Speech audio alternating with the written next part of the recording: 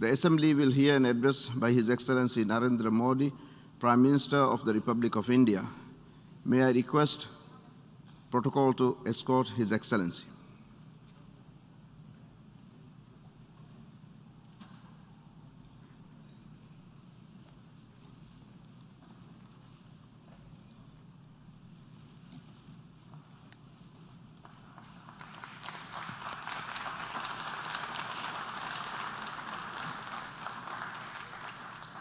I have great pleasure in welcoming His Excellency Narendra Modi, Prime Minister of the Republic of India.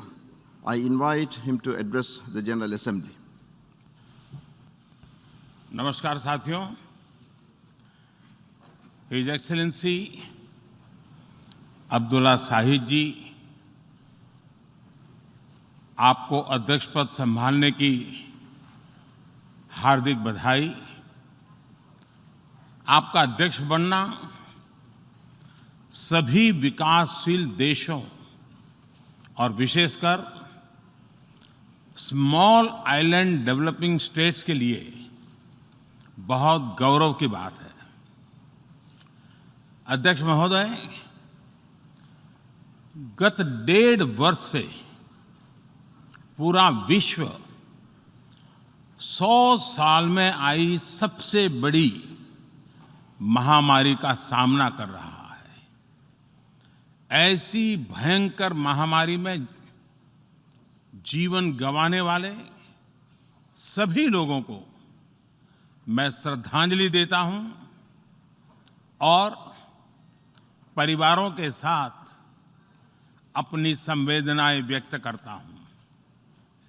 अध्यक्ष महोदय, मैं उस देश का प्रतिनिधित्व कर रहा हूं जिसे मदर ऑफ डेमोक्रेसी का गौरव हासिल है।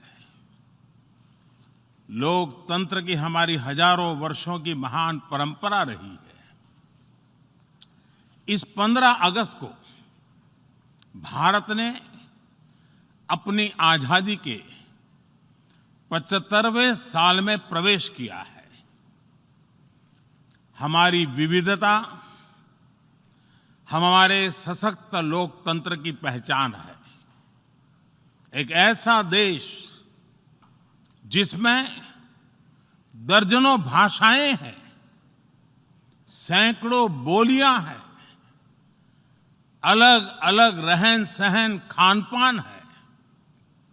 ये वाइब्रेंट डेमोक्रेसी का बेहतरीन उदाहरण है। ये भारत के लोकतंत्र की ताकत है कि एक छोटा बच्चा जो कभी एक रेलवे स्टेशन के टी स्टॉल पर अपने पिता की मदद करता था, वो आज चौथी बार भारत के प्रधानमंत्री के तौर पर UNGA को संबोधित कर रहा है।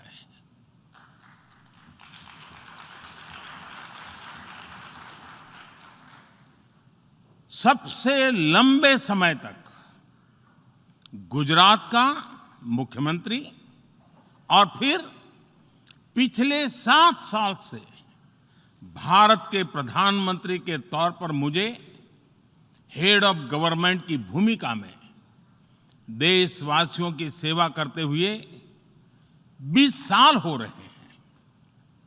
और मैं अपने अनुभव से कह रहा हूं, yes, democracy can deliver. Yes, democracy has delivered. अध्यक्ष महोदय, एकात्म मानव दर्शन के प्रणेता पंडित दीनदयाल उपाध्याय जी की आज जन्म जयंती है। एकात्म मानव दर्शन यानी इंटीग्रल ह्यूमनिज्म, अर्थात स्व से समष्टि तक विकास और विस्तार की सहयात्रा। Expansion of the self, moving from individual to the society, the nation and entire humanity. और ये चिंतन अंत्योदय को समर्पित है। अंत्योदय को आज की परिभाषा में where no one is left behind कहा जाता है। इसी भावना के साथ भारत आज इंटीग्रेटेड, इक्विटेबल डेवलपमेंट की राह पर आगे बढ़ रहा है। विकास सर्वसमावेशी हो, सर्वस्पर्शी हो, सर्वव्यापी हो, सर्वपोषक हो, यही हमारी प्राथमिकता है। बीते 7 वर्षों में भारत में 43 करोड़ से ज्यादा लोगों को बैंकिंग व्यवस्था से जोड़ा गया है, जो अब तक इससे वंचित थे। आज 36 करोड़ से अधिक ऐसे लोगों को भी बीमा सुरक्षा कवच मिला है, जो पहले इस बारे में सोच भी नहीं सकते थे। 50 करोड़ से ज्यादा लोगों को मुफ्त इलाज की सुविधा देकर भारत ने उन्हें क्वालिटी हेल्थ सर्विस से जोड़ा है। भारत ने 3 करोड़ पक्के घर बनाकर बेघर यानी होमलेस परिवारों को होम ओनर्स बनाया है। अध्यक्ष महोदय, प्रदूषित पानी भारत ही नहीं, पूरे विश्व और खासकर गरीब और विकासशील देशों की बहुत बड़ी समस्या है।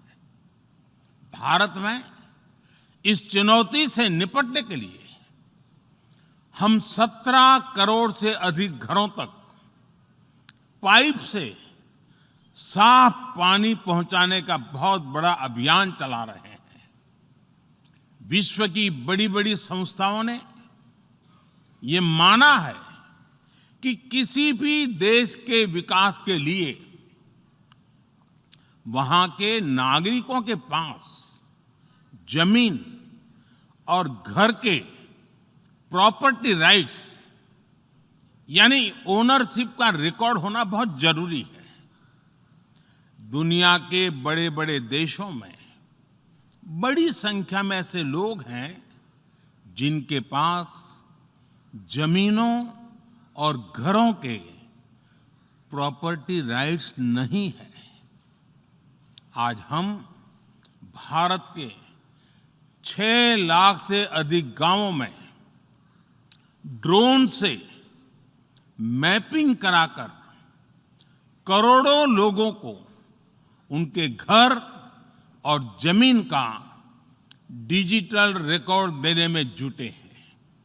ये डिजिटल रिकॉर्ड प्रॉपर्टी पर विवाद कम करने के साथ ही access to credit, bank loan तक लोगों की पहुंच बढ़ा रहा है।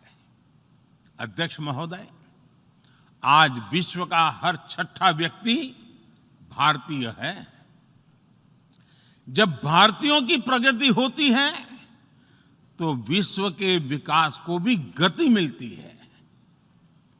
When India grows, the world grows.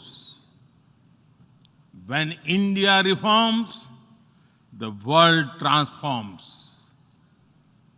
Bharat में हो रहे साइंस और टेक्नोलॉजी आधारित इनोवेशंस विश्व की बहुत मदद कर सकते हैं।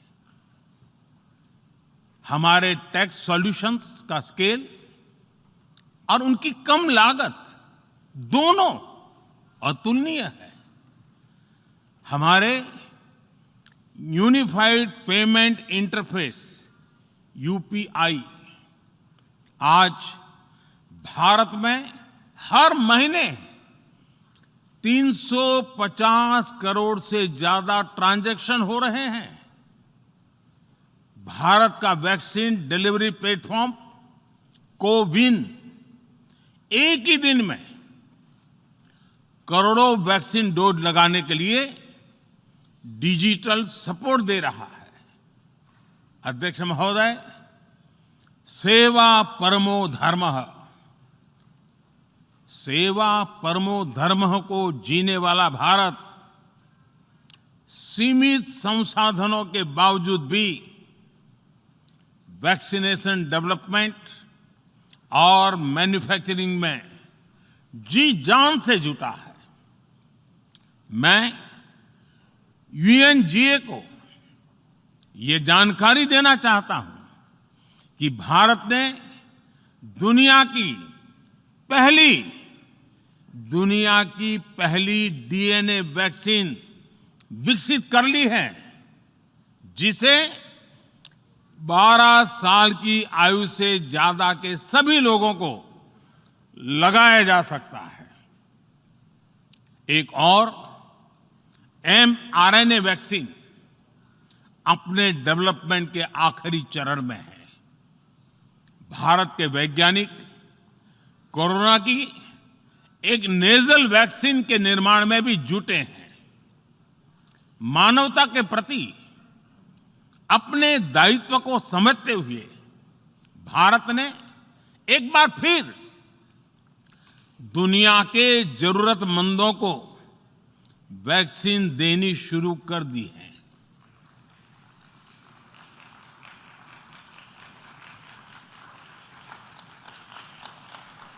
मैं आज दुनिया भर के वैक्सीन मैन्युफैक्चरर्स को भी आमंत्रित करता हूं, कम मेक वैक्सीन इन इंडिया। अध्यक्ष महोदय, आज हम सब जानते हैं कि मानव जीवन में टेक्नोलॉजी का कितना महत्व है, लेकिन बदलते हुए विश्व में टेक्नोलॉजी विथ डेमोक्रेटिक वैल्यूज, ये सुनिश्चित करना भी आवश्यक है। भारतीय मूल के डॉक्टर्स, इनोवेटर्स, इंजीनियर्स, मैनेजर्स किसी भी देश में रहें, हमारे लोकतांत्रिक मूल्य उन्हें मानवता की सेवा में जुटे रहने की प्रेरणा देते रहते हैं। और ये हमने इस कोरोना काल में भी देखा है। अध्यक्ष महोदय, कोरोना महामारी ने विश्व को ये भी सबक दिया है कि वैश्विक अर्थव्यवस्था को अब और अधिक डाइवर्सिफाई किया जाए। इसके लिए ग्लोबल वैल्यू चेन्स का विस्तार आवश्यक है। हमारा आत्मनिर्भर भारत अभियान इसी भावना से प्रेरित है। ग्लोबल इंडस्ट्रियल डाइवर्सिफिकेशन के लिए भारत विश्व का एक लोकतांत्रिक और भरोसेमंद पार्टनर बन रहा है।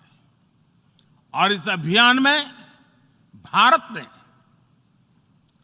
इकोनॉमी और इकोलॉजी दोनों में बेहतर संतुलन स्थापित किया है। बड़े और विकसित देशों की तुलना में क्लाइमेट एक्शन को लेकर भारत के प्रयासों को देखकर आप सभी को निश्चित ही गर्व होगा। आज भारत बहुत तेजी के साथ 450 गीगावाट रिन्यूएबल एनर्जी के लक्ष्य की तरफ बढ़ रहा है। हम भारत को दुनिया का सबसे बड़ा ग्रीन हाइड्रोजन हब बनाने के अभियान में भी जुट गए हैं। अध्यक्ष महोदय, हमें अपनी आने वाली पीढ़ियों को जवाब देना है कि जब फैसले लेने का समय था, तब जिन पर विश्व को दिशा देने का दायित्व था, वो क्या कर रहे थे। आज विश्व के सामने रिग्रेसिव थिंकिंग और एक्सट्रीमिज्म का खतरा बढ़ता जा रहा है। इन परिस्थितियों में पूरे विश्व को साइंस बेस्ड रैशनल और प्रोग्रेसिव थिंकिंग को विकास का आधार बनाना ही होगा। साइंस बेस्ड अप्रोच को मजबूत करने के लिए भारत एक्सपीरियंस बेस्ड लर्निंग को बढ़ावा दे रहा है। हमारे यहां स्कूलों में हजारों अटल टिंकरिंग लैब्स खोली गई हैं, इंक्यूबेटर्स बने हैं और एक मजबूत स्टार्टअप इकोसिस्टम विकसित हुआ है। अपनी आजादी के 75 वर्ष के उपलक्ष्य में जब हम आजादी का अमृत महोत्सव मना रहे हैं, भारत 75 ऐसे सैटेलाइट्स को अंतरिक्ष में भेजने वाला है जो भारतीय विद्यार्थी स्कूल कॉलेजों में बना रहे हैं। अध्यक्ष जी, दूसरी ओर रिग्रेसिव थिंकिंग के साथ जो देश आतंकवाद का पॉलिटिकल टूल के रूप में इस्तेमाल कर रहे हैं, उन्हें ये समझना होगा कि आतंकवाद उनके लिए भी उतना ही बड़ा खतरा है।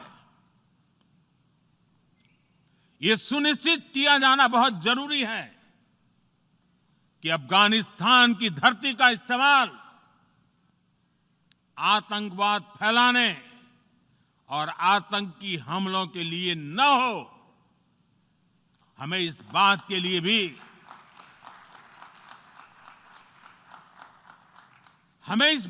लिए भी सतर्क रहना होगा कि वहां की नाजुक स्थितियों का कोई देश अपने स्वार्थ के लिए एक टूल की तरह इस्तेमाल करने की कोशिश न करें।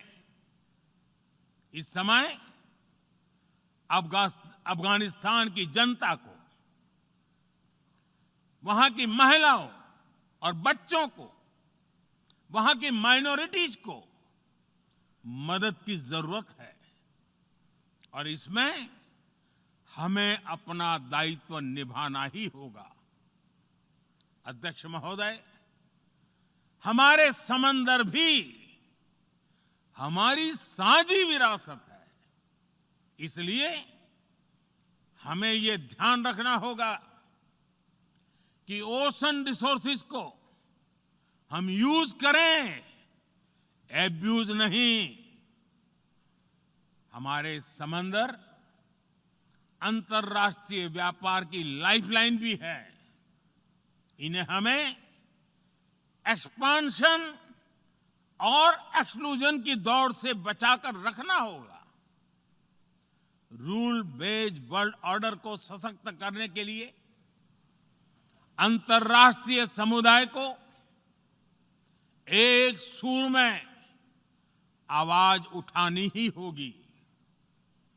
सुरक्षा परिषद में भारत की प्रेसिडेंसी के दौरान बनी विस्तृत सहमति विश्व को मैरीटाइम सिक्योरिटी के विषय में आगे बढ़ने का मार्ग दिखाती है।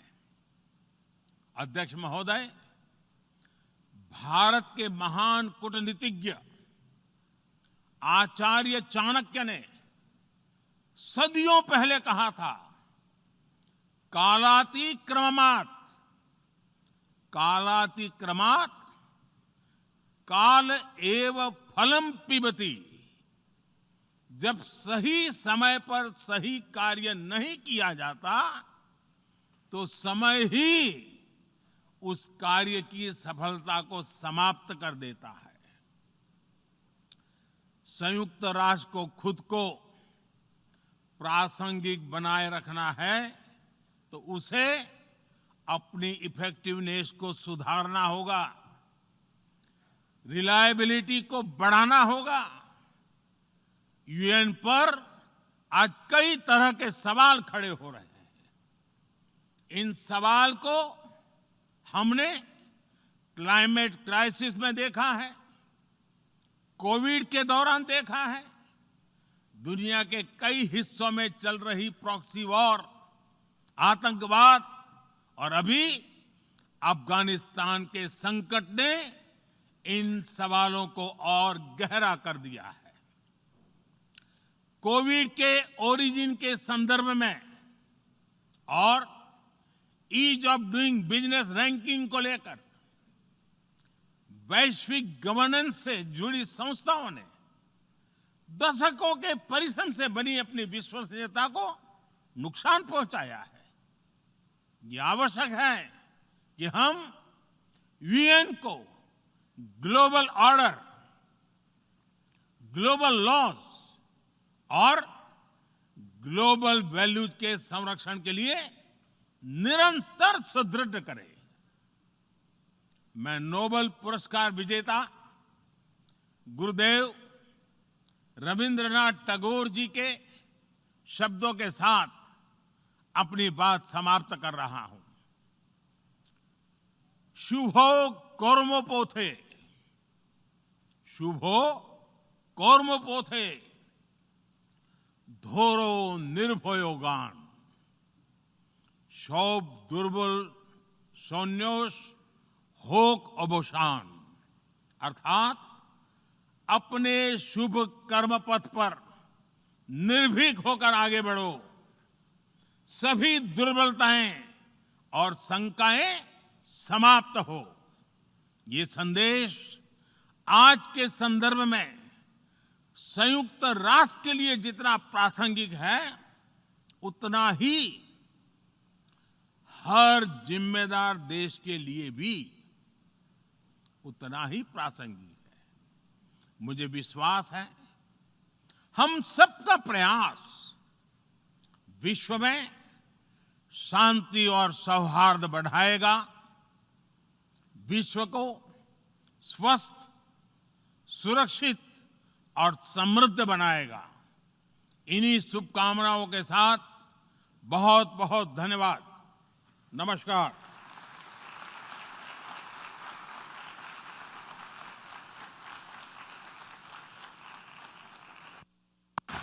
On behalf of the General Assembly, I wish to thank the Prime Minister of the Republic of India for the statement just made, and I request protocol to escort His Excellency.